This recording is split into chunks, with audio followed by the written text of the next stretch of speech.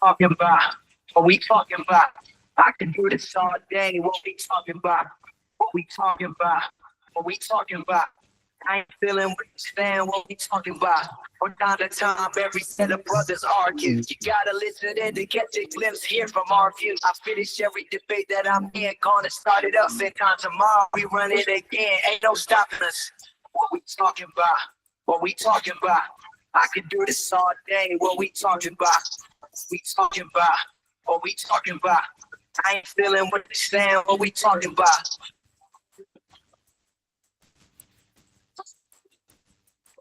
Okay, we back for another episode of the Arkham Brothers Podcast. Ray, it's only us, just the brothers. We're just two of us today. How you doing, though, man? Chilling. He said you on the way from the airport, but he'll join when he get home. But yeah, we up, baby. He's on the way for the airport. Hey, man. I just was in the text message, dog. All right. He was in the text. All right. Well, that's news. So that was breaking news. Breaking news right there. Yeah. How's everything going, man? I've been seeing you. You've been on your fitness journey.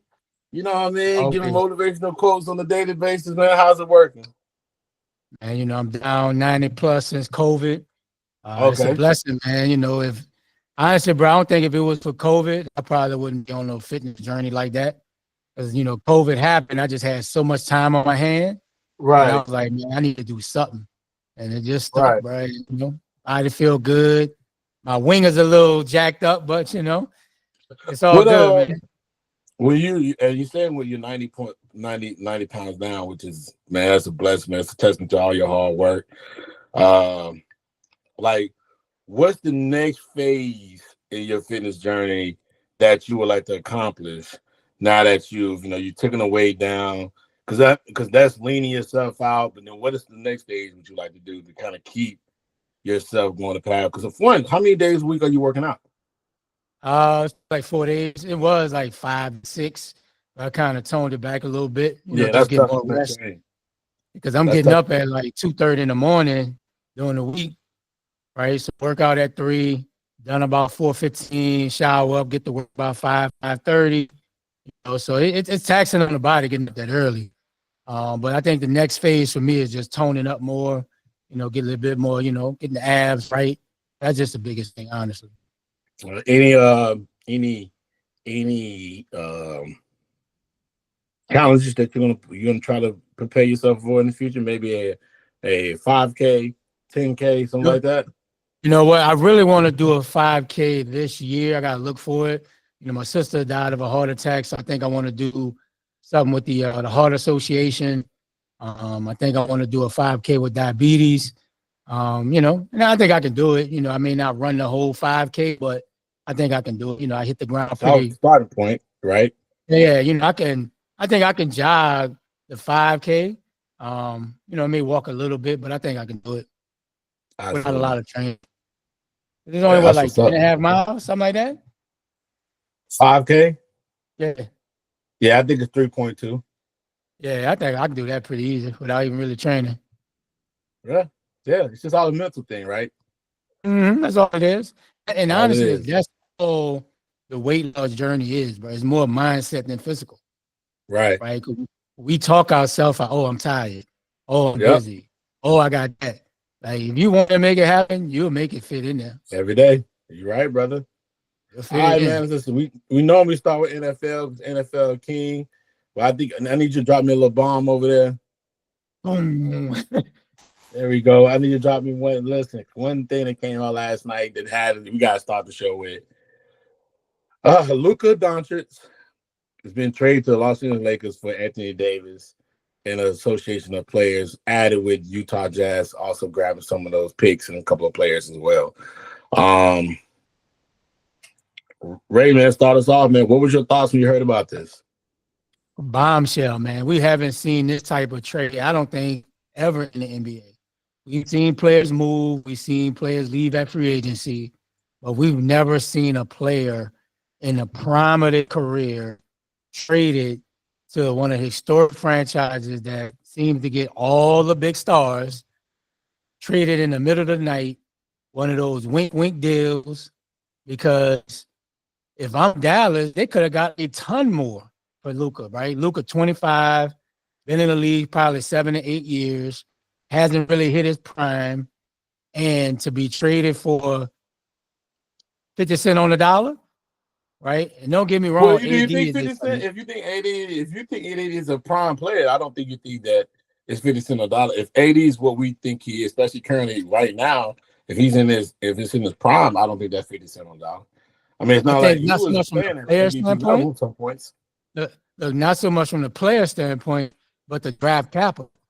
You look at the Rudy Gobert trade for Minnesota. They gave up 4 or 5 first-round picks. You got your boy went from Brooklyn to New York, Bridges, 3 to 4 first-round picks, and you give up only 1 pick for Luka. Right? That's more I think mind-boggling that's part of it. because, but I think both teams didn't have but I think both teams didn't have the all-star caliber player that you would need to make that trade make sense, right? So yeah, you went with a AD versus you went with AD. You started trading with AD because he is that type of player. Yep. So you don't have Utah Jazz. Excuse me. Utah Jazz didn't have any players, or no, the Timberwolves only had like what Ant. You're not trading Ant for Rudy Gobert. No doubt. Oh, you're not trading Cat for him at that time, so it made sense. Like you had to trade for draft picks. That makes sense. Yeah, but I would have made the Lakers give up the 31 draft pick too, though. If you truly wanted Luka, I would have got that other first-round pick out of him. But I thought that's one that the Pelicans can opt in on at any time. Man, I don't know what the Pelicans do, man. The Pelicans got they can submitted opt the in on that early trade. first They can round opt in pick. on that pick anytime they want to. I don't know what the hell the Pelicans doing, bro. Like they haven't cashed in on any of the Anthony Davis picks. They keep pushing them back. Who knows what they're doing? Who knows what they're doing, bro? But here's the thing: that pick's not like it's like 2029. Like unless you are looking at elementary kids, how the hell you know what 2029 looks like? Right now. 2029 has nothing to do with today.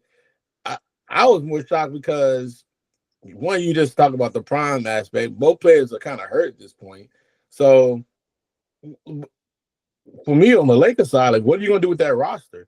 Because it's still, even with Luka there, they're not good. They're not even with Luka that roster. It's not a good enough roster to win the championship for sure.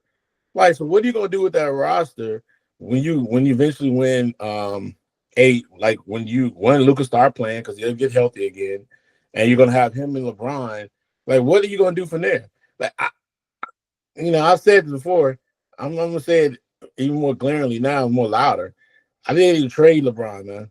I think it's time. Like, I think if you got the player you got with Luka, they're the same type player. Why do you even need LeBron anymore? Like, this point, like, start over.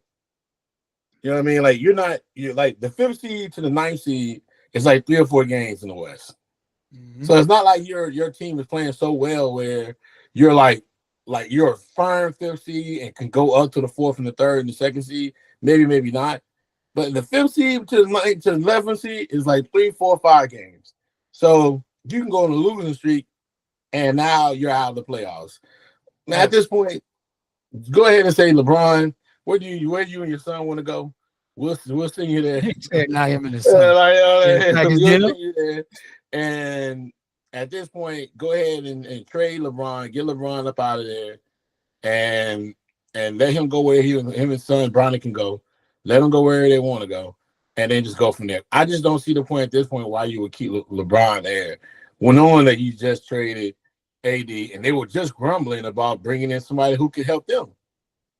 Yeah, I don't see that happening. I think you keep LeBron, the mentor Luka, very similar games. Maybe the light bulb may come on for Luka to help get his body right. Seeing how LeBron works out daily. After game treatment, maybe that'll stick. I don't know, but I just don't see from a PR standpoint. You trade Brian. Brian got 1, 2 more years left. I think he'll play 2 more years just to try to play with second son, in the league. So I give Brian another 2 years, but I think that'd be a huge PR hit trading Brian. Brian, one of those players, but he's like untradeable. PR hit for who though? Who would it be for? The Lakers. I The think, Lakers man, is making I think the only people Clippers, saying that. To be honest, I think the only people saying it like yourself are Laker fans, like not Laker fans, Bron fans. The Bron fans like, hey man, it's a PR hit. The Laker fans probably like, man, listen, go ahead and trade LeBron now. We ain't really gonna win nothing. We're not gonna win with LeBron. Let's just go ahead and trade him. Get him and the son out there, and let's go ahead and start with Luka, and then you could build around Luka. Like still it's like you build. can I think build they on got a a young Luka enough type team to player, build around Luca. huh? I think with Austin Reeves still young, Roy, he's he all right, but he's still something you can build around. Connect look like he's legit, right?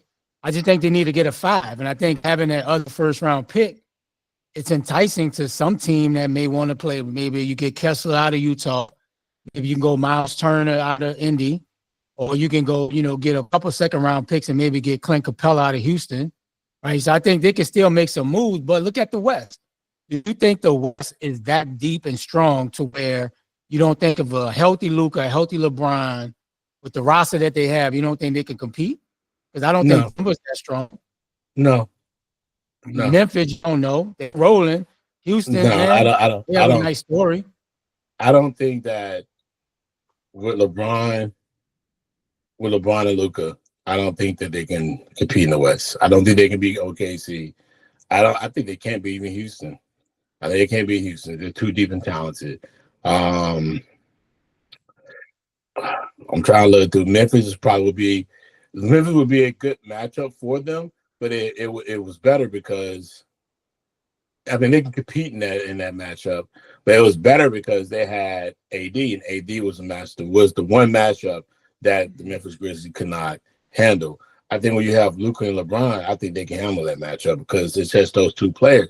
They're so ball dominant. Yeah. Like they're basically the same type of player. They're so ball dominant. And I remember this. We all thought it worked one time. It worked in Miami, right? And it worked one time with Kyrie and LeBron. But that was kind of more of a what the Warriors didn't do versus what the Cavs did do. So Yeah. we've seen this work. You're like, okay, it'll work. All right, cool. But then we've also seen it not work, right? We saw it we saw this with last year with the Mavs and Kyrie. With Luka and Kyrie, with both ball dominant. When they got to the playoffs and it worked out. So they got to the championship and they found a team that was evenly matched and had superior talent in certain places and could spread them out. They couldn't do nothing with it. They couldn't stop them, right? I just don't see this being a situation where this is going to just playing LeBron makes him a better player. I just don't see it. I think Luka's already a perennial All-NBA, top 5, top 4, especially top 3 when he's healthy type player. So if you keep LeBron there and you're like, LeBron, like, come on, man, go in and, bring this young man in and run. Yeah, that's great from a mentor standpoint. But man, what's that going to do when it comes? Jason Kidd was a former NBA player. If you couldn't get him to think about his body, what LeBron's going to do? So I don't think the body part is that big of a perception where he's just giving advice from LeBron's going to change it. Where I think the issue is going to be, man, is they don't have enough talent there. They didn't have enough talent there currently, right? And all they did was lose AD and another player in a draft pick, and so they're still going to be deprived of talent. And to be honest with you, Mavs right now, currently, if you assess the pick, you assess the trade, the Mavs kind of won at this point because they finally got inside help, which is what they've severely been needing. They've been wanting and needing an inside presence, right? Somebody who can play the 4 there. PJ Washington was cool, but not a 4, not a dominant 4. I think he's more of a 3. Yeah, AD gets to do what he wants to do, right? Which is now play the 4, don't have to play the 5 anymore. Mm-hmm. Right. So once he gets out of his feelings, he'll be like, okay, you know what? I finally get to do what I want to do. It's a good matchup. It's a good scenario for him, honestly. It's a good scenario for him. So, but man, for Luka, you're gonna go to another team that really honestly, they got some shooters, they got some players. Now you gotta learn the offense again. You got another ball dominant player like LeBron, and their strength of the front court was the strength for the Lakers now. I mean, previously, now that's not anymore. So they're gonna have a glaring weakness on the inside. So yeah, even if they get one of the guys, well, even if they get some of the players you just named, man, listen, that's still, and then that has another problem with that. That's still gonna hamper them for the future. So now that you got this 25-year-old, you can't build. You roll the dice. Come on, man, you can't build. Why continue this down free fall with this 41-year-old when you now got a 25-year-old? But what do you think you'll get for LeBron? Like, what's the benefit of trading him? You're not gonna get nothing, but you get the benefits, the opportunity to start over. That's what they did. What they did. That's why they got Luka 25. You starting over. You figure Brian got 1-2 years. Luka be what 28 probably. I think he turned 26 in a couple weeks. You are starting over. That's the commitment they're making right now. I'm be honest. So if you trade LeBron or don't trade LeBron, you're starting over right now. You're building around Luka, Connect, Austin Reeves. I think that's your three, and you might get a couple players here and there. Listen, you can press the reset button today and then be able to go in and starting next year, build that talent around Luka, bro.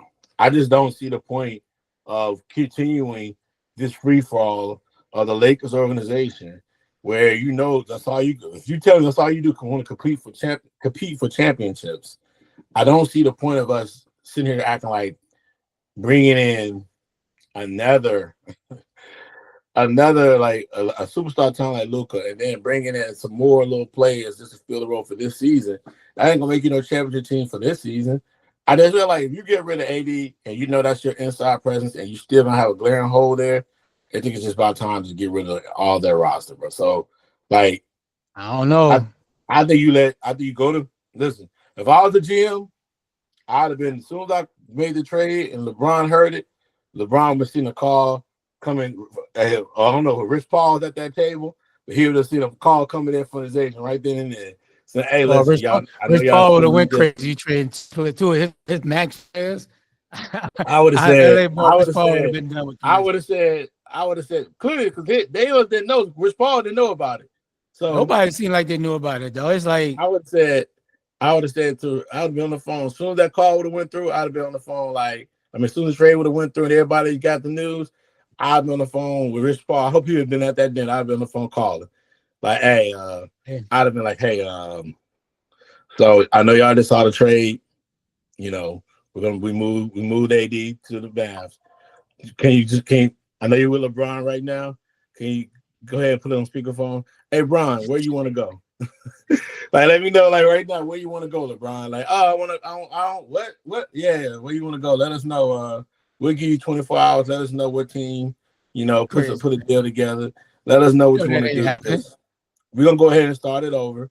We're going to go ahead and start it. They're doing it. They're starting over. They got 7 years. You can't start over and still try to compete with a player, bro.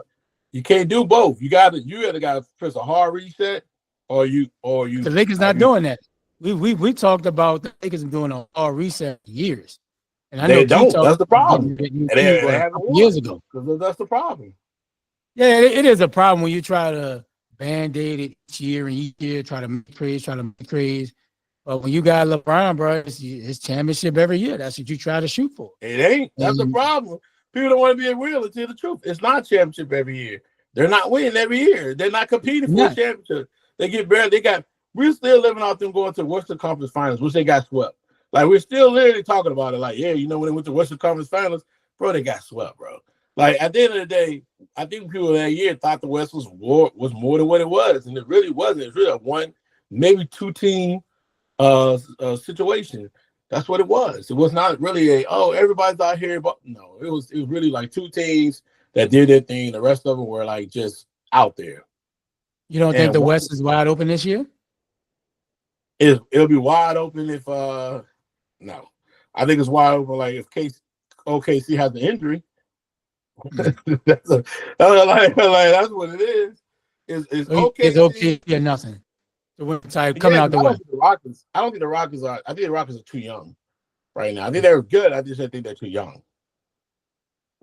Excuse me. I think they're too young, but I don't think the Rockets are too young of an organization of a team to compete for the championship. Mm-hmm.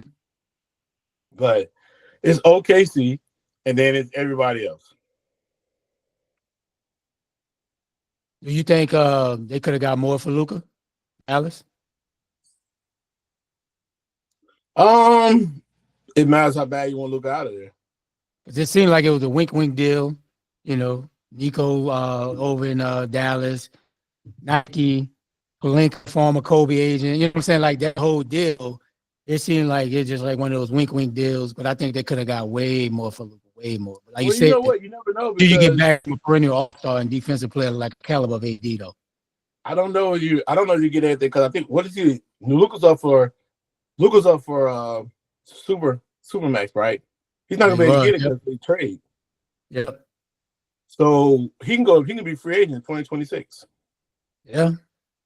So really, honestly, no. Like, yo, if you talk about more for him, huh? You don't think they would have got more for him? No, I mean, because you think about it, like Luke was up for he can be a super. He can literally be Luke can be a free agent next year. So the right would be on the wall if they went. He would have signed it if he stayed in Dallas. Since he can't be offered that in the Lakers, he may not stay there. So this may just be a 1-year rental. Not that. Luka ain't crazy. Like Luka even if he didn't want to be in LA, like he'll sign whatever max he get from the Lakers, and you can always be traded again. Like you know, but you go get your money. Whatever the max that the Lakers can offer him, he's gonna take it. Right? I don't care if you don't like the team. You're gonna take the money. I don't know if that may not be a priority for him. Yeah. Right? It's just a super fact of it's really honestly, it's really just a super fact of whether he wants to be in LA and how it fits. And I'm him. I mean, I know LeBron was his favorite player. I know he loves LeBron, but I'd be like, man, it's time to move on. Like I just don't see. LeBron has played off the ball a little bit more in the last couple of years, and I think he'll be willing to play ball off more because he know he can trust Luka from a ball decision standpoint. Like he can make pinpoint passes. I think LeBron will be on board for it. I think he'll sacrifice his game more for everybody else. Because he can trust Luka with the ball. Like Luka's a magician with it. Like he giving you 8 or 9 assists. He is. He give you 8 or 9 assists. He give you about 5 assists a game for sure. Now defensively, like Luka is what we call that boy, cement shoes or some shit. That boy straight a cone. Like that. Now that's the problem. Like he don't defend. His weight's the problem. Is the weight really a problem, or it's just his body like Harden? You think Harden's out of shape? I always used to say that about Harden. Luka maybe no, the weight's a problem because of the injuries. Yeah, you have some issues. Yeah, the injuries are issues. Yeah. So I mean, that's why the conditioning comes with the injuries, and that's why it's an issue. The weight's an issue. If you're playing, there's all this speculation, but it's been speculated. At times he plays at like 260. That's too heavy. And that's too heavy. So he should be around like 225. Yeah. So yeah, the weight's an issue. Let's not lie like it ain't. It is one. So he has to. So that's probably one of the main reasons why they decided to move on. The condition, the weight, the defense, the complaining about it over and over and over again, nothing being done. You're like, all right, bro. Like he's injured now, right? So and that's another thing. Yeah. So and that's calf. Yeah, calf strain is that could calf strain. That can pop your Achilles. Yeah, so I'm pretty sure that's probably one of the main reasons why they're making these decisions. They're just not making them. They're making them because they just want a lot of stuff to be done. So I can see it. I can see all that stuff happening, coming to a head. And I think that Luka's just in a tough situation. What can you do? You got to move on. So you're looking on, on a couple of sites now, just trying to look at some of the information, and that's what you're just seeing. I wonder what his dad is thinking. That's tough, man. But that's all giving up a cat that's 25 years old, though, boy. In a prime, a global star. Yeah, he's a global star. Like, perennial all first team NBA every year. Perennial all-star, like, whew, that's tough to give up, dog. I ain't gonna lie. It's tough. It is a. I'm pretty sure there was a lot of things going on. Maybe they had to I'm pretty sure they had to close the door. Because, I mean, I'm pretty sure that's an emotional decision. Hell yeah. And as I've looked around trying to gain some more insight of this, I'm just taking that. Like I said before, I just think that they didn't, what's his name? And clearly, Mark Cuban probably wasn't part of this decision. He's too emotional. Mm-hmm. He would have kept the trade Luka or nothing. Yeah, he wasn't going to trade Luka, bro. Like, there's no way. That's like Boston trading Jason Tatum. What's that? I said that's like Boston trading away Tatum right now. Yeah, I'm pretty sure he looked at it like, because he's so an emotional guy with those players. I'm pretty sure he's probably, had to be totally out of the loop as far as what happened on that. So it's interesting. I mean, but man, this is the part of the NBA I do like. I love when the NBA makes these type of decisions. I love it when the NBA says, you know what? We about to throw this whole game for a loop and go out here and make a trade like this that's going to, have the masses that are upset, loving it, annoyed, mad, like all of the above. Like, this is what I love about the NBA. This is the part I love about the NBA. The other part of the NBA, not so much. The other 3-point shooting, not so much. The complaining and whining, no, not so much. But when you go and make a crazy trade like this, yes. This one, the NBA is absolutely appealing and exciting. I love it. I love it. So where you all put right, the man. Mavs Listen, we're gonna get some. We get back on that a little bit later. Let's jump into to a little NFL recap. We like to do this real quick, a minute or two, talk about what happened when we saw as far as the NFL last weekend. It was a pretty good game between the Chiefs and the Bills. We'll start with that one first instead of the Eagles and Commanders. Because we definitely we're based in DC, so we got our thoughts on that. But give me your thoughts, man. What you thought about the Chiefs and the Bills and how that game ended? Man, it just Bills ain't do enough, bro. Like it didn't get to Patty. Patty was making plays outside the pocket, allowed him to get those little quick plays, spreading the ball around. But at the end of the day, Buffalo had a shot, man. Even though Kincaid dropped the ball, I think they could have got more out of their running game, out of James Cook. But they didn't. But they had their shot, bro. I mean, falling back, Josh Allen throws a perfect pass to Dalton. What's the other tight end, man? Drawing blank. The tight end, Dawson. Get it in his hands, he just drops it. But shout out to Patty. And you gotta kill Patty, bro, for them boys to lose. Like I just don't see what it is, but he's starting to get like Brady. Like he just had it factor. No matter what situation he's in, he always seemed to come to the top. But it was a good game, man. Buffalo had their chances, and I'm sure they're kicking themselves. They probably missed one or two plays. They just didn't seal the deal, bro. And they had their shot. Yeah, listen, and here's the thing. When are coaches going to realize that going for two so early in the game is not always needed? Yeah. And here's a prime example of a team that went for two early after, I don't know if the guy missed the field goal or no, he ended up, I think they got a penalty and they decided to put the ball at the one and went for two and it didn't work out. And here's a prime example of going for two. It was not necessary. I think they ended up going for two again in that game, and it wasn't necessary. And this is the prime example of just why you go for two, don't go for two so early. Like, let the game play out, see what the game looks like, and then make those decisions. I think we said this a couple of weeks ago with the Baltimore Ravens. Yep. Same thing with this. I said they didn't go for two with Baltimore Ravens. They should have waited to the end, then they wouldn't even have to go for two. They could have, the game would have been tied. There's another thing, just situational awareness. Like, I get it. I get why people do it. I understand it. It's a understandable practice, but it's sometimes when you do it so early, it immediately causes a repercussions that is felt late, right? So, and you don't know it. We all don't know. We don't see it. We don't hear it.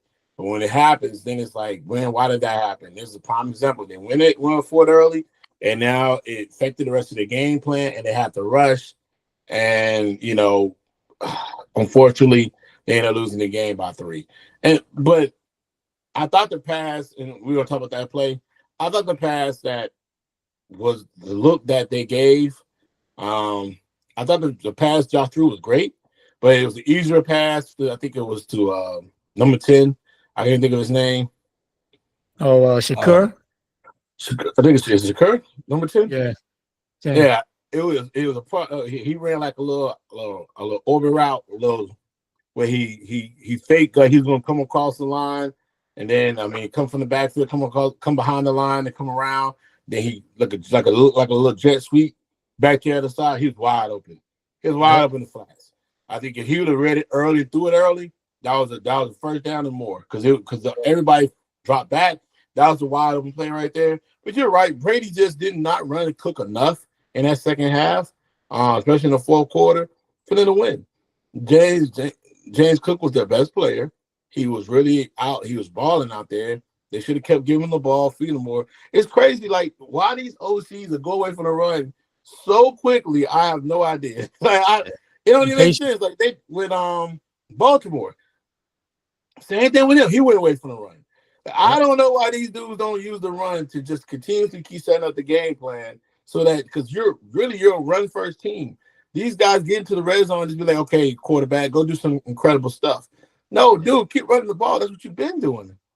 You've been doing these things. You've been destroying teams running the football. That's the thing that got you to this point, right? The only team, and we'll talk about them now, the Eagles, the only team was like, you know what? We're going to run the ball. We ain't about to change what we're doing. We're going to run it. You make a mistake, we're going to continue to run it. You make another mistake, we're going to continue to run it. Because if I'm not mistaken, the only person I'm not sure if Josh Allen threw an interception or fumble, but I know Patty did. He fumbled twice. One he got, one he lost. Yep. So you had opportunities to put them away, and you just didn't do it. Hey, this is the most frustrating thing ever, man. Now we got the Bills are kicking themselves too. They keep knocking on the door. But it's not getting over that hump. Another Chiefs Super Bowl, another Taylor Swift, another like all these different things that we all hate to see. We got to see it again, man. The Swifties are out. Thanks for nothing. Thanks for nothing. Thanks for nothing. The Swifties, baby. All right, let's get into the Eagles Commanders. What's your thoughts on that game? Too many turnovers, man. I mean, you can't have all those turnovers at the most inopportune time. And I telling people at work, I said, bro, you cannot let Saquon go crazy. First play to get the ball, 68 yards, 2 missed tackles. Like, it's just a recipe for disaster, bro. And then when they got down to 11, had momentum, Eckler fumbles. And it's like, turnovers killed him. And then I think too much they put on Jaden Daniels' shoulders from a throwing standpoint. They never really established Brian Robinson, right? They never tried a running game. It just was pass for the most part. And you pass that many times, turnovers going to happen. Just like you said, that Eckler fumble was huge because they had momentum. They just scored, got the ball back, and, he fumbled. And the rest is history, but just turnovers and letting Saquon go crazy. Well, here's the thing, and to build off what you just said there.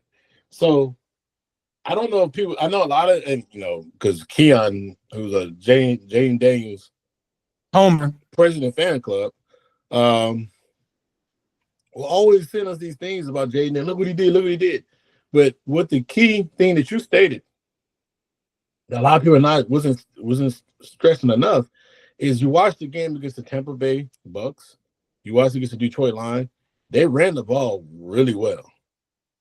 Mm-hmm. And I was trying to explain, like, dude, they run the ball well. And that's why they're winning. They're winning because they're controlling the clock. Yep. And they're putting Daniels in the run game. And they're making it third down and 2, 4th and 1. They're basically, and all they do is run the ball, and they're keeping the options open if they want to pass it. And it made it very difficult to stop them, right? And they control the clock too. They're keeping your offense off the field. They're doing all these different things. Now the defense can be a little more aggressive, play a little more opportunistic, and they were jumping routes, getting interceptions, causing turnovers. And it was making it pain for the other team against them. When they played against the Eagles didn't turn over the ball, ran the ball down their throat, was very patient, capitalized on their turnovers, and forced them into more of a fight, a Philly fight style game that looked like a shootout, but just really just a fight of a game and they used the O line to control the game, and that was the key. And you said it right just a minute ago. Like, you said it right just a minute ago, where now you're down by 20, you're down by 14 or 20 points. Now you gotta throw the ball. It makes it even harder for Jaden Daniels, right? So he cannot make any mistakes. Yep. That fumble was actually critical. You're 1,000% correct. So yeah, it put the game away basically. And but the run game was really the key for them. Those last 5 or 6 games, the Commanders run the ball at a high level. And then, like you just stated, that game right here, they just didn't run the ball well enough to win, for sure. Right, to compete. They didn't run it where they were running before. So 1,000% correct, man. That was the key. That was the success. They didn't get Brian Robinson Jr. going. They didn't get some of the other backs going that they usually could utilize as well. And that's really what the game was won at. At the line, the trenches. They had it. If they would have scored and at least got 3, now you're down 8. You got momentum. You never know what can happen, bro. And that turnover crucial at opportune times. And then Philly just scored on every single one of them. You can't win a playoff game like that. You're not gonna win it. What did you think about the way Jaden Daniels played? I'm not Jaden, excuse me. Jalen Hurts. I heard he played better. I mean, he looked like he was healthier than I thought he would. He threw the ball a lot better. Got his receivers up, in the game early. He played a lot better than he played in the last 4 games. A lot better. This is the Hurts that they're gonna need going forward in the Super Bowl. The type of Hurts they need. I agree. All right, so let's talk a little about the Super Bowl. Right, we're just previewing, and we'll talk about it next week. We'll get more into our picks and real in depth on the game. But right now, what advantage or disadvantage do you think each team has at this point walking into Super Bowl week? I think O-line strength goes to Philly. I mean, you got 2 All-Pros, a couple other cats that can, be definitely Pro Bowlers. The Chiefs the Eagles got the better running game. So that's an advantage for Philly.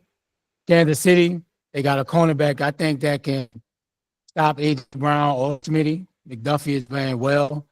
Kansas City defensive line, can they stop Saquon Barkley with just 7? I think that's an advantage for Philly.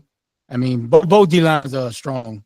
But I think for Kansas City, can they get something out of running game out of Pacheco? I know they use a little short throwing game to kind of be an extensive of running game, but I would try to slow Philly down a little bit from trying to just pin back and get out the pad. They probably establish the run a little bit more. But it's definitely going to be a great battle of the trenches. The teams are stout. It's gonna be a good game, man. A good chess match. Yeah, I think right now both teams have an advantage in this sense. Like, they've been here before. Philly has an advantage a little bit more over KC as far as psychological, because you gotta think about the fact that we were here before and we lost. Yeah. So we can really look at the film, look at the tape, and say, of course, they're 2 different teams, but kind of say, what could we do better this time around, right? We had them on the ropes. We were about to go down and score again. They weren't stopping us at all. And, Jalen had that fumble for a touchdown, which really was the game. I mean, because they lost by a field goal, 38-35. Yep. So if you look at that fact that they had opportunity to probably keep going on, they were going to score before the half, and that would really have been a huge momentum shift for Philly, and it kept the game out of reach. I think they were ahead at that point. So now you got an opportunity to kind of look at that psychologically and say, this is what we should have done this time around. If we don't make the mistake we did last time, we Super Bowl champs. You don't see this 3-peat. So psychologically, you got to go in there, but the champs gonna be the champs. And you're the champs. You're gonna go in there with the mindset that, hey, we're the champs. We've been the champs, and whether you like us or not, we're still gonna be the champs, right? So, it's psychological advantages all over the place. I mean, also Philly's been there. They know about the interviewing scheduling. They know about like all the different interviews they're gonna have, all the different media sessions they're gonna have. And so that's not going to be an advantage for KC, but KC knows how to deal with it. They've done it for the last 4 of the last 5. Was it like, no, 3 of the last, there's 4 out of the last 5. They've been in Super Bowl 4 years in a row, so they just lost one. So that's really honestly where I see where KC has a really good psychology because they've been there, they've done it, they know the routine, they know the situations. You know, they know what time to go to rest. They know what time. This Philly team, you know, they were there 2 years ago, they're gonna be a little different, right? Yeah. But physically, both teams have their strengths.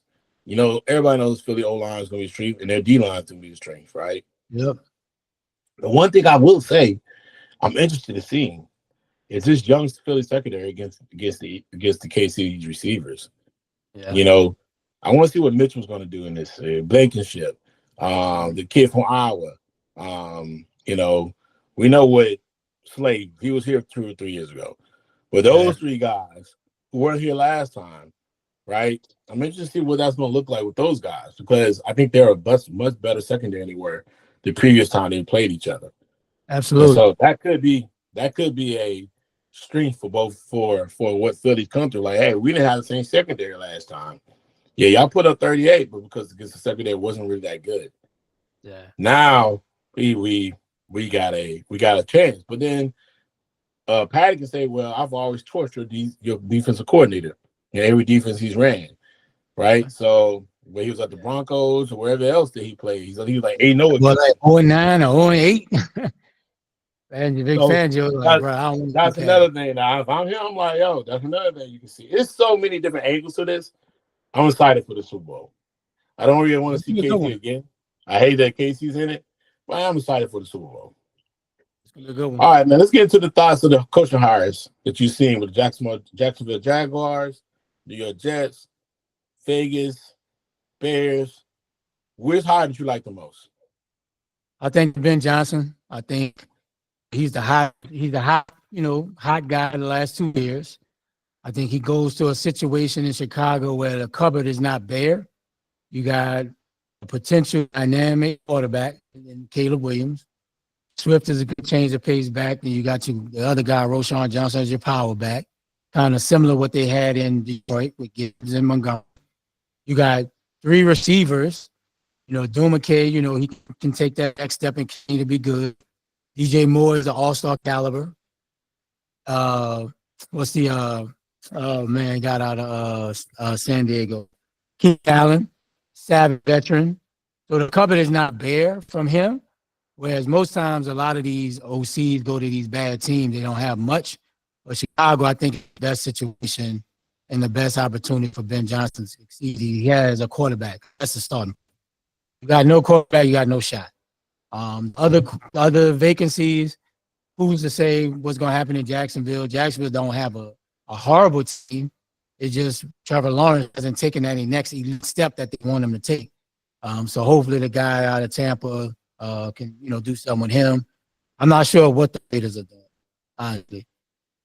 The Pete Carroll time is done. It's behind him. You saw the downcline of the Seattle Seahawks the last few years. Not sure what they're doing in Vegas.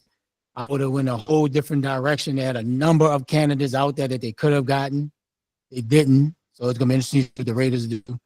The Jets, nice hire with Aaron Glenn. Good fit, good story. He played with the Jets. What they're going to do with their quarterback situation is the biggest thing. Do you bring A-Rod back? Do you trade up to go draft one or the two? So it'll be interesting to see what they do out in New York and the Jets. But I think I like the Chicago hire the most. If I say I like the Chicago hire, I think it's a good hire. I think it's remain to be seen because he's never been an AAC. Aaron Glenn, Aaron Glenn, what I do like because their defense was suffering, so he should bring some energy there, some new strategies there to help that defense out. Where I'm interested is what they're gonna do with A-Rod. So, right, and what type of player you're gonna get if A-Rod stays with the Jets. Right, like at that standpoint, and whether he's going, because he's always been an attitude issue with him. Like with the last coach, man, it just seemed like they just bumped heads a lot.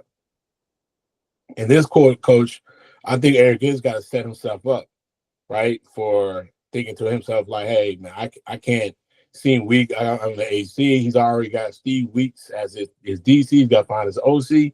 I think he may found the OC. I'm not totally sure just yet.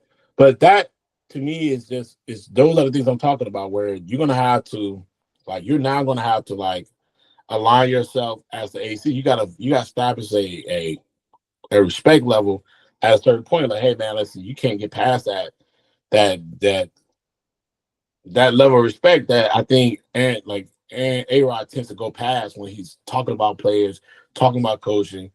Listen, it's just a simple fact. And I'm not sure what the age range between. They look like about the same age. So Yeah, damn near. Aaron might I'm be older than Glenn, see, right? It's too though. yeah, I was just see what he when he comes in the door, man. Like same thing with the thing is Ben Johnson's young, but the Yep. quarterback young. So he's gonna have a little bit more of a relationship where there's a chain of command understanding between the two of them. And love respect. A-Rod just a little different. So I'm very interested to see how that dynamics their relation if he stays. If not, they're gonna move on, and they're gonna be able to quarterback's gonna have to draft one. They should move on. Yeah, I think they should move on too. But when you're looking at the Jaguars, everybody else pretty much have a quarterback mistake except the Raiders. Yeah. Right? Raiders and Jets. So that's the two things that, are going to be problematic issues because they don't have a quarterback in place. But the other one, Jaguars, they got a quarterback in place. Now you're going to rebuild his confidence and get him back playing elite level football. Sunshine. And then you got the Bears. They got a one. So I think the Jaguars, he's a little goofy. I don't I'm not sure what he has never been an AC, so you don't know. He's been an OC. He's kind of a little goofy, but he's good at building quarterbacks. Yeah. So you turn Baker around. Right? Right. Or was it him or was it the other guy that went to the Panthers? They kind of both. I think it's a combination of him with the guy that went to the Panthers. Mm-hmm. Both of them been there while Baker was there, so I'm sure they both. I think one was the QB coach and the OC. So I'm sure as a combination, they've helped groom Baker. And Trevor Lawrence is not far away. It's just a confidence thing with him. Right? Like they have a nice offensive system. They got players. Brian Robinson Jr. seems like he's a home run hit. Get out of LSU. Still got Ingram at tight end. You got ETN. You got Bigsby. Like you have weapons. You just got to get more out of Trevor Lawrence. Like you got to get more out of him. Like it's time. Right. Like you're playing him as an elite B. He has to make that next step. And it's not like the division is a murderous row. Like they can compete in the South. Yeah. I just feel like that's going to be. Yeah, they do have a very easy division, but if you look at the division, they have young quarterbacks too. You gotta still figure out what's going on with the Colts quarterback, right? Whether he's gonna make it or not. But then you got too much, dog. Then you got the quarterback situation with the Titans. They're gonna draft one. So what's that gonna look like? There are some things as far as quarterback and situations that are better. I think the Jaguars probably because their division is a lot easier. You probably a 2-team division. So you have an opportunity there, and that's it. That's all you got to worry about. Those two teams, and everything else.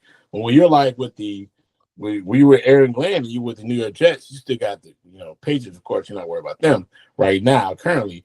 But you still got the Bills, who've been running that division. You got the Dolphins, and then when you go to the Bears, that's a tough division. Murder's row, boy. Man, you got the Lions, you got the Packers, you got Vikings, Lions, Packers, and Vikings, who all had incredible seasons. Yeah, all three. That's tough, man. The Raiders, the Chiefs are going to be the Chiefs, but the other three teams you can compete with San Diego. I see the LA Chargers. And Harbaugh got them rolling.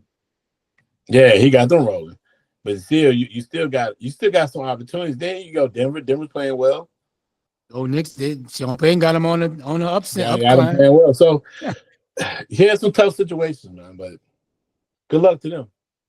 Yeah, I just don't get the Pete Carroll hire, bro. Like, dude, the oldest in the league. Like, yeah, he's 73. Yeah, that was different. Yeah, he's old.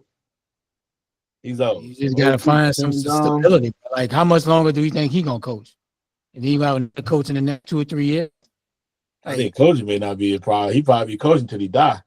But the first when he that's what happened. Like, well, that's what happened. Like, you're gonna be dying anytime soon. That's the thing y'all need to be worried about. Like, that's because he sounds like he's gonna coach if he dies. So He about 78, something like that. 73. 73. He's the oldest coach ever. Crazy, bro. Yeah, he's the oldest coach ever. Ever the coach ever. You think he want to retire? I mean, he's still out here trying to get it done. So he's still if he sets the right environment there, because he's not gonna actually do any real he's not gonna be all hands on 100%, but he can always manage. Yeah. I mean, he probably delegate down to the assistants, probably do a little bit more. But he's an energy guy. You know, he's a fun, energetic coach. He may just change the culture, dog, but they got to get him a quarterback. They better move up in the top 5. They're like 6 right now. Yeah, he needs a quarterback, 1,000%.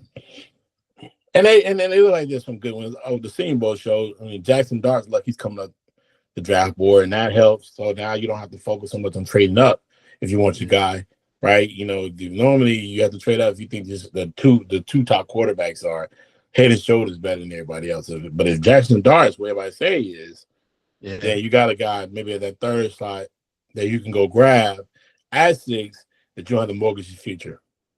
Yeah. I mean, possible 6 would be too high for him, but hey, if he hit a home run on it, nobody don't care. Hey man, listen, you got Bo Nix at 10. True. So, and if Jackson Dart's a little bit better than Bo Nix, that really has to say that has to say a lot. Yeah, we'll see. We got time before the draft. We'll see. All right, man, let's get to the NBA. We really had a question about the Lakers and whether their roster was going to be, can they make a deep playoff run? But we just kind of talked about it. We can get to a little bit again. I don't think we literally the question was loaded up where can the Lakers make a deep playoff run with the current roster? Or do they need to make a significant trade? Well, they made a significant trade, right? That's crazy. We had that on the board before. Clearly, they don't think their roster's good enough, right? So they made a significant trade. So let's go back one more time, man. Like, I'm gonna ask you this question: do you think they can make a deep run with LeBron and Luka? Yes, I think they got. Hey, bro, Luka can drop you 50 any night, and I think if he's healthy, locked in, like we saw him make a run with the finals last year. I think because I don't think the West is that strong. Like, yeah, Jokic is an animal. Nobody can stop him, bro. But I think Jamal Murray, for whatever reason, he's not having a great year. Porter Jr. is not what they thought he was going to be. But I think they can make some noise in the run play based on the matchup. Plus, they got 4 more days left in the trade deadline. Can they get a bid or 2? So I think they can, but it's TBD right now because they just need to get some size. But I wouldn't want to face both LeBron and him healthy. And, anything can happen in the playoffs, bro. Anything. First of all, because they're so small now. They small. At the front court. If they say, let's say it's 4 or 5 name to play, I think the 4 is right now is the Nuggets, correct? Yep. They're 1 game behind the Nuggets. They get swept. Yeah, I don't know about swept. No, they'll get swept. They'll get swept. That much difference between the Nuggets and the Lakers, even with Luka healthy. Yeah. Who is Luka going to guard? He can't guard Jamal Murray. He can't guard. Hell, he can't probably guard Christian Braun. So who is he going to guard? That's the problem defensively, definitely. So like that now you got not only you have a matchup perimeter wise, you got to match up in the front court because who's going to guard Joker? LeBron? Yeah, that ain't gonna work. So that ain't gonna work. I just don't. It depends on the matchup, definitely. But I always understand the trade if you're thinking future only because he's 25. Guys are coming out of college at like 21, 22. Guys are coming out at 18, 19. He's only 5, 6 years old. He's been playing ball since he's like 13 years old or 14 years old at the professional level. So I get it if you're thinking like, oh my goodness, like he's going to be 26 this year. He's so young. He still got so much ball left. And you're like, man, like he's going to be in the next 5 years, he could be still a perennial all-star player, taking us to to the highest levels that we ever been before, right? If we do the right things. But as far as setting up the team and getting them talent, building talent around them, but outside of that, man, I don't know what else do you looking at? Like, I don't get it. Like, Bro, you got two cats that can get it done, dog. Now, defensively, they're gonna have a problem. They have to win some shootouts. But I mean, the pick is definitely for the future. You don't give up AD for 25 Lucas. So you got to think future because post LeBron, somebody you can build around. But man, you take your shot in the playoff, bro. Anything can happen. Anything can happen. I think they would go to playoffs. They'll get cooked. I'm just being honest with you. I don't see, like, all I see is first round and out. They got to avoid Denver because they have nobody for Jokic, definitely. Like zero. But I believe they got a shot against OKC because OKC not big. Now they'll have a matchup problem defensively because Shea Gilders, that boy is a problem. Jalen Williams is a problem. No, Chet to be back. Young. Chet to be back. Even with Houston, and Chet's small too. Like he's just tall, but he's not no force down low. Houston got enough veterans, bro. Like Houston got enough veterans that they got enough veteran players to beat the Lakers. It won't be a sweep, but it'll definitely be like 2 games. The Lakers are gonna win. But outside of those 2, that's it. It's gonna be interesting playoffs because I just think the West is not as strong, but I don't know if it's strong. It's very. I mean, listen, the Suns can probably beat somebody in the first round. True. If you guys are open. And do the Suns trade Bill? And that's where. Cause he looking just out of place, bro. I wasn't playing. No, he just looking just out of sorts. Yeah, that was one of the worst trades. And I ain't gonna say in basketball, but it was pretty bad. It really didn't make sense. It was really on I think everybody stressed on this is that it really didn't fit. And when they were stressing that it didn't fit, it seems to me like it was one of those trades that one of the Wizards want to get off his contract, and they just and the Suns owner must jumped in and stressed like I want to see this, I want to see that, I want to see this team do these things and put this lane of this world position of basketball. But it never really made sense to bring Bradley Beal there. It really didn't.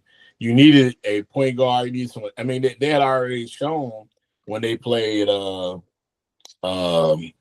Clippers that season in the playoffs. I think after the Clippers, who they played, the Denver Nuggets, and Denver Nuggets basically swept them. Is that they needed somebody to get the ball, they needed inside up, and you already gave them a lot of picks for KD.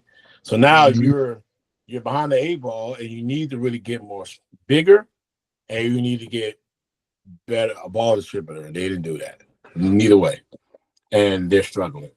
So yeah, I don't think Jimmy Butler coming there was going to help them anyway. That's a question. What's going to happen with Jimmy now? Unless Miami want to just take whatever back just to get him out because it's starting to be a distraction, I still see him in Miami. But do you get anything for Jimmy now? Because I mean, we're just talking about you would think you would have got more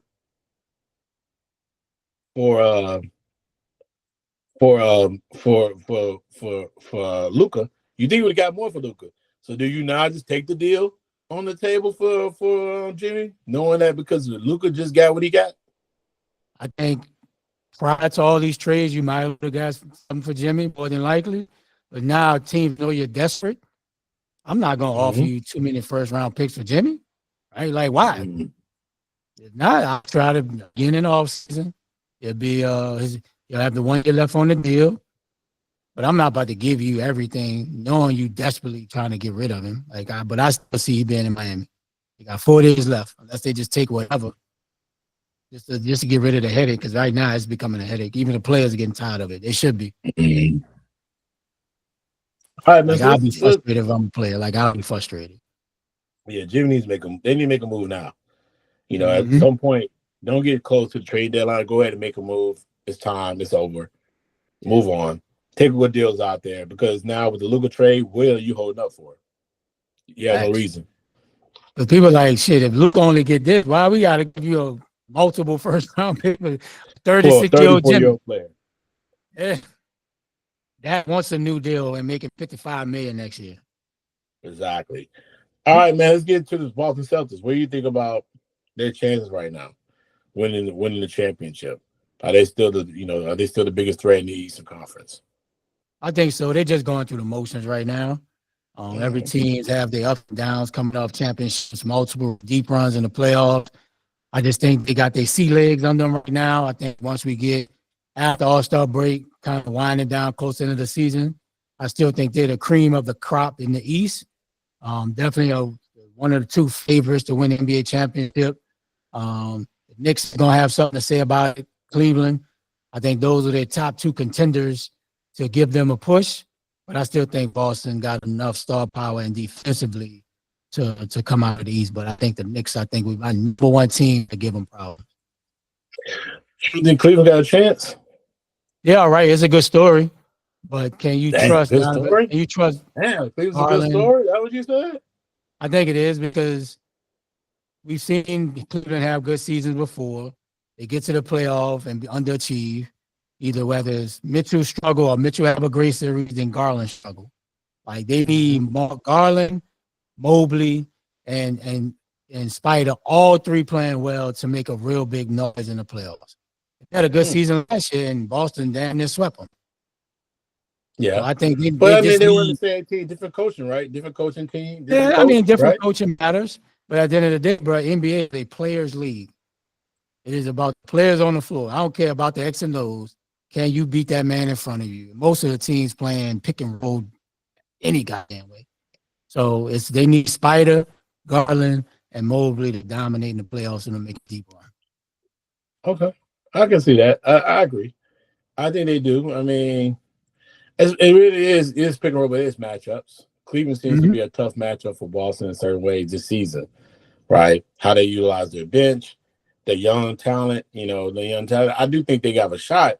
I do think that Boston right now is kind of not really worried about the record, more worried about health.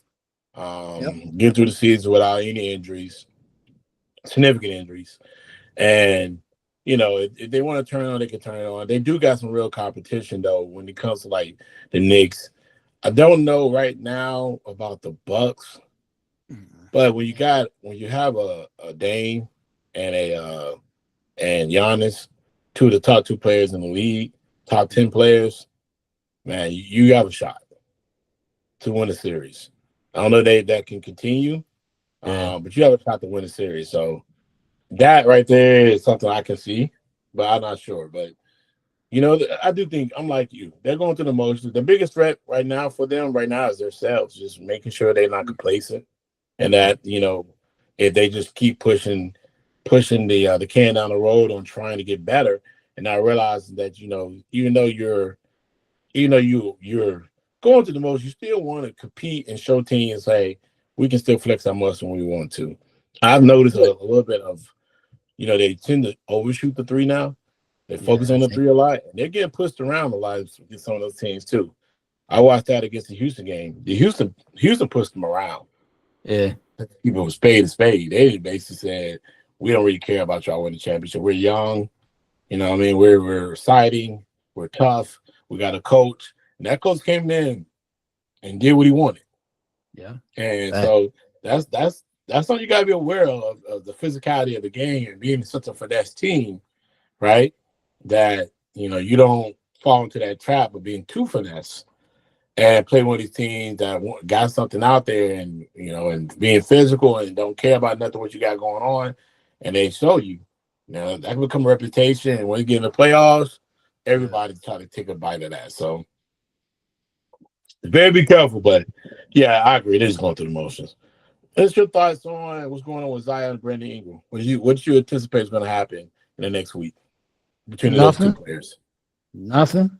It's going to be the same old. But if I'm the Pels, bro, you don't want BI, just trade him. Like, all this back and forth, you know what he's going to give you. He's healthy. Zion, he just want to be out of there. Just start over. You got all these first-round picks for the Lakers. You can package those up and go get somebody else or just draft somebody young. and build around that, bro. Like small market, you know, if you're playing well, team gonna play, fans gonna come support. But I would trade Zion because he's not playing back-to-backs. It's ridiculous. Boy, 23 years old, 22. And BI is a solid all-star player. But if you don't want to pay him, just get rid of him and start over. What was your But I don't thoughts think on that's his gonna happen. statement? What was your Huh? thoughts on his statement when he said that he works for the Pelicans? Like, what were your Pathetic. thoughts? And you know how people be like, man, Kobe rolling over in his grave. Bro, ain't no way, bro. If you want to play, you're a star player, you're playing. I don't care if nobody telling you about back-to-backs. I'm playing. I'm Well, playing. I don't think I don't think that's fair if the team is telling him not to play because of back-to-backs, man. I don't think that's fair. Yeah. I mean, what can you expect him to do? If the team says, hey, we don't want you playing back-to-backs, what do you expect him to do? Get me out of What's your here. expectations? Trade me to a team that will allow me to play. Hmm. It, But no team is you're going to go robbing, against you're that if they robbing feel the like that's team of part of his trying to injury. win. Huh? No team is going to go against. No team is going to pursue that if that's a part of his injuries. Man, look, it's sports, bro. Injuries gonna happen, and I get it. He's been super injured. But at the end of the day, Mm-hmm. he's 23 years old, bro. You gotta play. Like, what are we holding it back for? If I don't think the holding even back without is the back to issue. I backs, he's think it's still just the getting simple hurt. fact it is an injury problem. He's been injured, bro. Like he can't. Even if you You don't play can't help back to that backs, part. he's getting hurt. So why not just let him play and let the chips fall where they may? He's getting hurt even without back to backs. Just let him play. Like, what are you losing? I don't know, You're man. nothing. I get what you're saying. I think it's so much to this, right? So I just think that is that is that is a that is. I think that's one of those issues that I get what you're saying. I think you're speaking of a fan. You're from there. You want to see the Pelicans do well. But if they're stressing, hey, we don't want you playing back to backs, because I looked down there, they do an interview. He doesn't look like it's a physical problem. It doesn't look like it's his body, right? His body he looks in great condition. Yeah. Like, so, pause. He looks like he's in great condition. He looks like he's in great physical condition. So it ain't the physical part of him. I mean, everybody keeps talking about it, but I don't see that part. I think it's just the other factors that he has issues with. It's like they want to sell a car, but there were not too many miles on it. Right? Like, just let the kid play. Like, what are you holding him back for? Unless you're trying to I trade don't. him to keep him healthy. That's the only way you don't let him play like that. So because you're trying to trade him and maybe, increase his trade value because he's healthy. But come on, dog. He's 23 years old. And I might be giving him extra year. Like, come on, bro. Then it's not like the NBA is playing back like they used to back in the day. Where you might have two back-to-backs in 1 week. Now you might have one back-to-back in an entire week. They've cut a lot of that back. So what's the issue here? In a month, you might have 3 back-to-backs. In a month, probably. If I looked at a schedule. We'll see.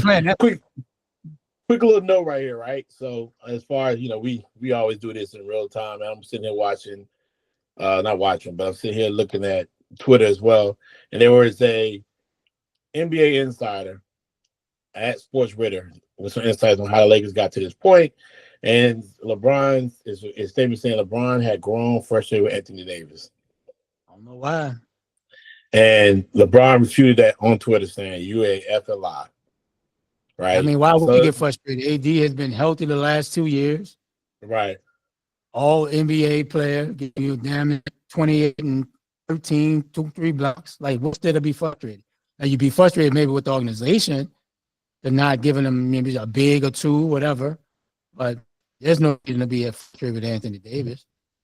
Like, why? Why would he be frustrated with him? Yeah. AD's playing. Like, we got on AD about playing. He played 70-something games last year, 75, something like that. Like, he's played a lot of games this year playing at the elite level. So how would Bron frustrate him? I don't get that one. I was just saying that's just a statement that was refuted by LeBron. So we want to make sure that that's known out here that LeBron said that is not true, that he's not frustrated with Anthony Davis at all. And I don't see. I'm like, why would he? LeBron, he's been playing well. It would have been ridiculous if you make that type of statement. Why do people make statements like that? I don't know. And as you know, LeBron, I have no idea why the world would you make that statement. But here we are. All right. So let's get into some NBA All-Star action coming up. A couple of weeks. Yeah. Where's it at? Oh, yeah, it's in Oakland this year. No, it's San Francisco. Hey, in the Bay. San Francisco. Right. So your thoughts, man. Like when you start us off, has the All-Star weekend lost its luster? I think certain parts of the All-Star game has lost the luster. Dunk contests, of course, we don't have the star power, so that's not as exciting.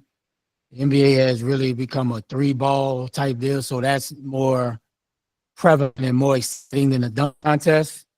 But I think overall, it still has the buzz. People still want to go and see their favorite star. But I just think people put too much emphasis and seriousness on the exhibition game, where it's just what it is. It's exhibition. Like, you can't put too much into a game that is meaningless for these stars, bro. Just enjoy the entertainment, enjoy the festivities, and just accept it for what it is. Like, people putting too much into it, though. Like, it's crazy. Especially the main game. Like, come on, dog. Stop it. It's just the All-Star weekend. Enjoy the festivities. Enjoy seeing your favorite player, and let it be what it's be, man. It's lost its luster, bro. I'm sorry. It has. I don't even watch it. Like I don't watch the game at all. Yeah, I get it. I watch the 3-point shootout. I watch some of the little drills that they'll have, and then once it gets to the slam dunk contest, if it's interesting enough, I'll watch it. If it's not, I'll go do something else. Like I have probably not sat down and watched the All-Star game in totality in like 10 years. Like it has not been interesting to me. And that's just me. But I didn't realize eventually other people find issues with this, right? So now you're starting to see other people like this new generation, because they don't need all. They can go watch it on YouTube. They can go watch on different things. They have different platforms. So they technically don't need to sit there and watch a whole entire broadcast of all of these different series of games, whether it's the rising challenges and all that, whatever they're doing, like whether it's the rising challenges with the new players play, second-year players play the first-year players, or the world second-year players play the first. I don't know how they do it anymore. But I don't watch it at all in totality at all. I watch certain pieces, and if I don't care, I'll just look on a platform like YouTube, X, or Threads, and just watch. Oh, I can see the slam dunk contest from there, because they're just gonna show me the dunks that matter. None of the dunks, the other stuff. I don't have to see all the misses. I don't have to see the complaint. I don't have to listen to Kenny Smith. I don't have to listen to none of the stuff that goes on as far as. I don't have to hear him yelling, "The slam dunk contest is back, ladies and gentlemen." I don't have to hear none of that. I don't have to hear none of that, man. I don't have to hear none of those little nuances that I know when watching. This is boring. Like the best player never does the slam dunk contest anymore. The best players, they haven't done it in years. I think the last time they done it, they did some ridiculous thing they had with Paul George and no, that was another one. But the last one they done that I enjoyed, of course, was with the kid from the Chicago Bulls, and my man from Denver Nuggets. Those two guys.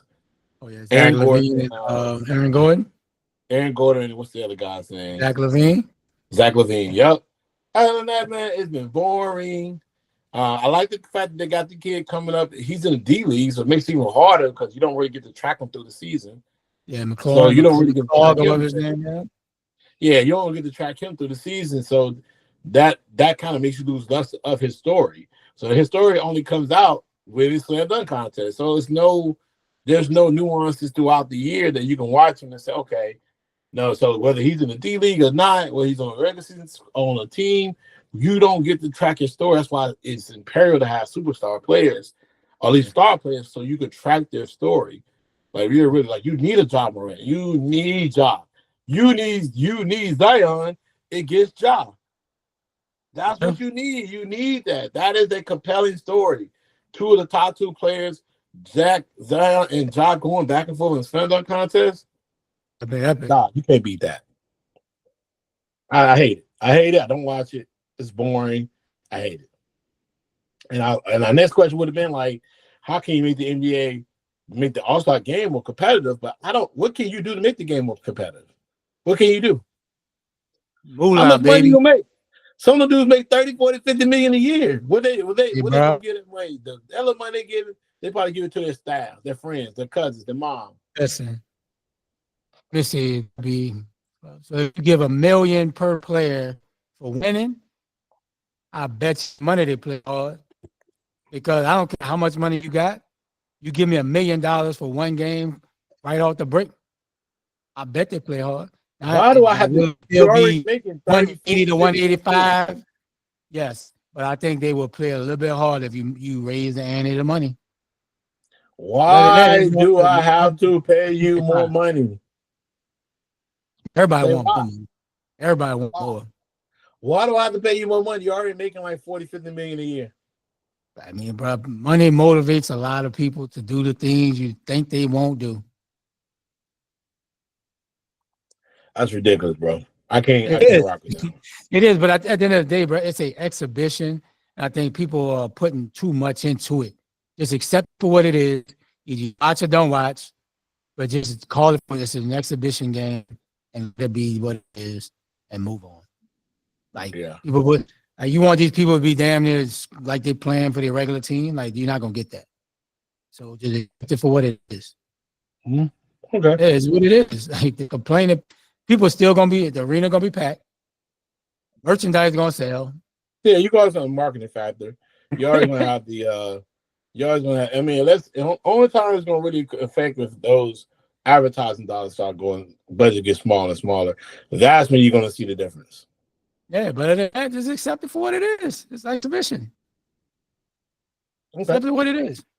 So let's talk about the current voting system. Do you like the way they do the voting system as far as the players, whether it's reserves or the starters? You know what I mean? Considering the fact that if I'm not mistaken, and I had to look it up, Ja Morant didn't get selected for the All-Star team. Team number 2 in the West. They're like no 1 or 2 or 3, so I think they end up getting Jackson. Yeah, Darren. I don't know how he makes it for Ja. That's crazy. Like that. I mean, so give me your thoughts on that. I mean, Trey Young didn't make it. Booker didn't make it. Yeah, it's tough. Like always, the thing is who you take off. But at the end of the day, the system is fine. Just need to extend the roster, right? Go to 15. And then people may say, well, all 15 may not play. You only got 48 minutes in the game. You can structure the minutes where it's like a time block. That way, everybody kind of get more equal minutes because you don't care who wins anyway. It's an exhibition. Expand it to 15. And you can get your Melo Balls, your Trey Young, your Morant, right? You'll get those type of players in there. 15. Everybody can probably play between 10 minutes or so, and I think everybody will be happy. That's how you change the structure. You can expand the roster. If not, you're going to have this every year somebody getting snubbed. Yeah. Not picking Ja is a crime. Yeah. Not picking Ja when a team is the second or third team in seeding standings is ridiculous. Not picking the best player of that team. Right. Not the best player of the team, yeah. Yeah, like you picked the second best player on the team, not the best player, is indicative of what they feel about Ja Morant. Mm-hmm. They have a problem with Ja Morant. They don't like the demeanor, the attitude, the frame of mind. Whatever's going on with Ja, the NBA coaches are telling the world they don't like. Because I don't know how the voting system works. I think it's like 50% voting, fan base, 50% coaching, 50% players.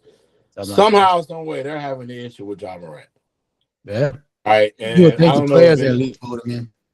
Like I was wondering, is he injured? Was it more of an injury thing? Like even if he's injured, you vote him in. Even if he's injured, you vote him in. and doesn't do an injury replacement, right? Like, Right. So can't I didn't get it, but there's something going on with as far as how they feel about John Morant. Like, because there is no reason why John Morant's not been an All-Star game. You want the best players. You want the most. electrifying. Yeah, you want the most. It's a fan game, so you want the best player. He's shooting the way he's after 20 games, 27, 44% shooting. His team's in second, third. Like, come on, man, this not even making sense to me. Like, it doesn't even make sense, and it's not like a, I'm injured all the time thing. Yeah, he sits out some games, but yeah, like him, LaMelo Ball is leading all those stats when it comes to all the other reserves. Yeah, his team stinks, but that's not stopping. You just have one All-Star. Yeah. And shit, Like, what does Trey Young have to get do to that make one. All-Star team? Yeah, I didn't get that one. Seems like Trey Young getting snubbed every year. Yeah, he's another one. He leading the league in assists. I don't get it. Like, So, he gets snubbed there's some every things year. you gotta Like, really, every year.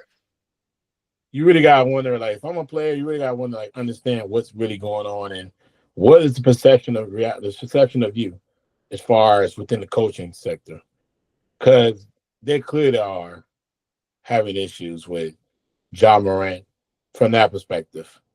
Yeah. Right. So it's ridiculous. It's It's ridiculous. crazy.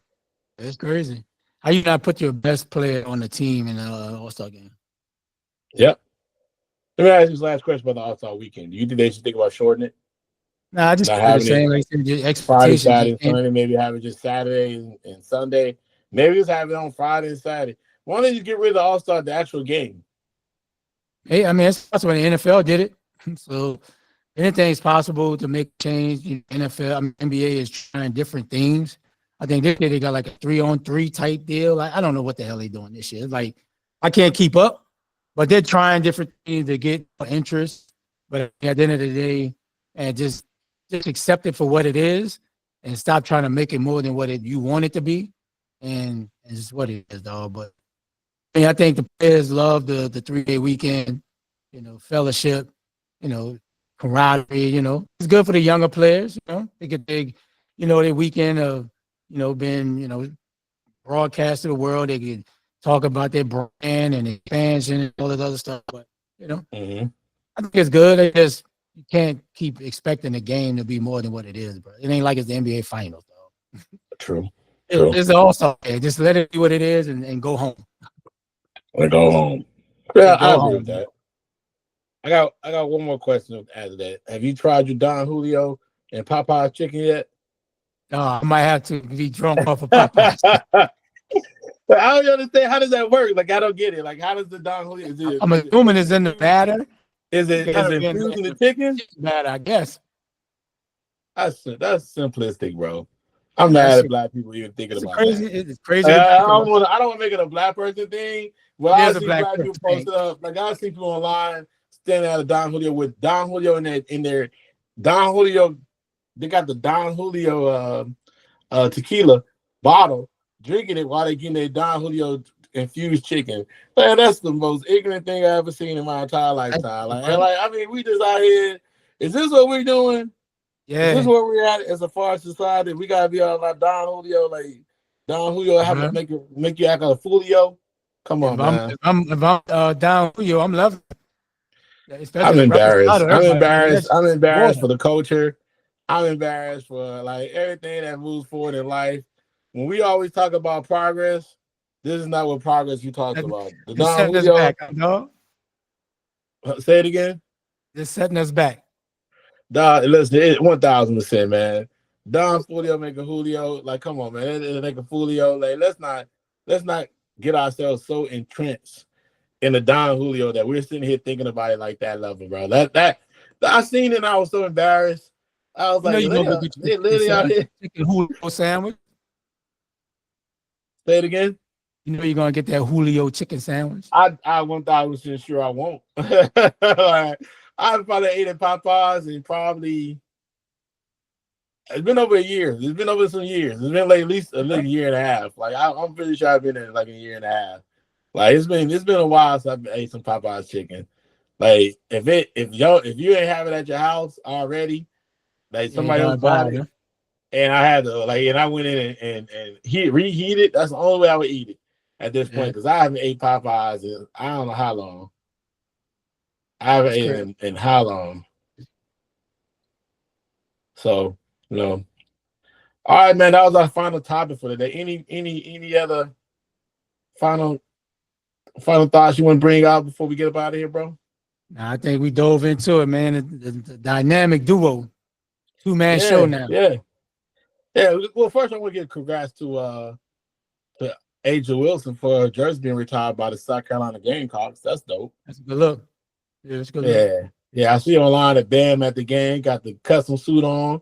You know what I'm saying? To see his little boot thing. You know what I mean? So that's always respect. Yeah, so that's that program. Definitely earned. She definitely did. She changed the program. It's well deserved. So give her props for that, man. And take a moment to definitely send our condolences to all the victims and the with the crash of the helicopter and the plane that in our area in DC that definitely affected their lives, their families, and all that across the board because that is a tragic situation. That was very tragic to even know and hear about those news when it happened across the United States. I think they just had another plane crashing in Philadelphia. Right. But when it's in your back door, it's in your back in your home base, it even hits you even differently. Then seeing it online is one thing, but then knowing that this happened where you live, like we live here, like this is not a game for us. We actually live here. It's a lot of different things that are happening across the United States when it directly impacts the DC area. It hits us hands on. So, it's very, very tragic. I was telling somebody the other day, I can hear the helicopters when they were doing when they were trying to, I guess, the fighter or doing more focus on recall or they focus on just trying to track out what happened. So, yeah, it's unfortunate. It's tragic, and it's an incident that we wish never happened. So I condolences to all those family members and all the victims out there that have to go through these different things. So that's definitely tough to hear. Any other final thoughts before we get out of here, bro? That's it, bro. You summarize it well. Yeah, man. Well, listen, folks, prepare. Super Bowl Sunday coming up this week. Keep enjoying the free agency. Enjoy some of this WNBA free agency. The W, they call it women call it a lot of movements.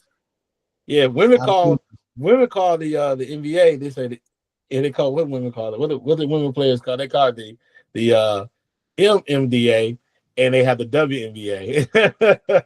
And shout out to Caitlin Clark for saying she wasn't going to be involved in All-Star Weekend because she wants to be focused on her weekend for the first time doing those type of events. Yeah, I like that, man. Set that trend. Make sure that everybody understand it's about it's about your organization as well, and you don't want to give another organization that platform until you get your organization on. I respect that 1,000%. So, so what they call it, they crack up when they call it WNBA, and they be like the ladies be like, yeah, you talking about the M in the NBA? I'm like, okay, yeah, you did fine there, okay, yep. Giving them new names. So y'all call it W, we gonna call it the N. Okay, I mean them. Respect, man. I'm saying look it up, man. I don't think the Dallas fans are real happy with Nico, bro. Hey, bro, it's hard to trade. You trading away a generational talent, bro. At 25. Yeah, they have with Nico, man. You look online, they're not having on Nico.